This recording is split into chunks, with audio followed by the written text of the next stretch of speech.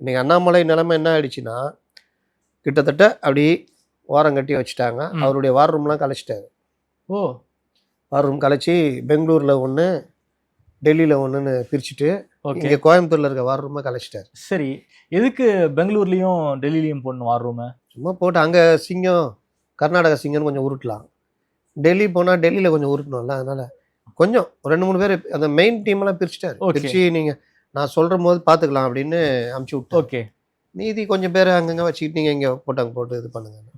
இப்ப என்னன்னா, அவரு வார் ரூம் வச்சுக்கிறதுக்கு அனுமதிச்சதே பாஜக தேசிய தலைமை பாஜக தான். தேசிய தலைமை தான். வராகி தான் இன்னை வரைக்கும் அவங்களுடைய வார் ரூம் பாஜக அது.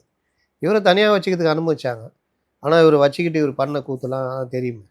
அதனால கட்சியை மிஞ்சி யாரோ ஒருத்தர் சொன்னாங்க. அவர் வந்து தேசிய செயலாளர் ஆக போறாரு. தேசிய பொதுச் செயலாளர் ஆக போறாரு. அவர் தேசிய தலைவரா ஆனா கூட கட்சி எடுக்கிற முடிவுக்கு தானே கட்டுப்படணும். ஆமா. அதை மீறி ஏதாவது எனக்கு என்னன்னு பேசிட்டு இருக்க முடியுமா? நீங்க டிஎம்கேவே வீழ்த்தணுன்றதான் இங்க பாஜக கூட்டணி, ஏடிஎம்கே கூட்டணி, ஆமா. என்டிஏ அலைன்ஸ் உடைய நோக்கம். அதுக்கு குந்தகம் விளைவிக்கிற மாதிரி பேச முடியுமா?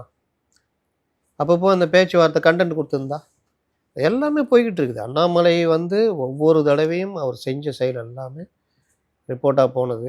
அப்படியே நூலை விட்டு இந்த காத்தாடிக்கு நூல் விடுவாங்க தெரியுமா? அது ஏற்றுற வரைக்கும் அப்படியே விட்டு அப்புறம் வலிச்சா அது சல்லுன்னு ஏறும். அந்த மாதிரி தான் இப்போ போட்டு வலிச்சிக்கிட்டு இருக்கிறாங்க. ஓகே.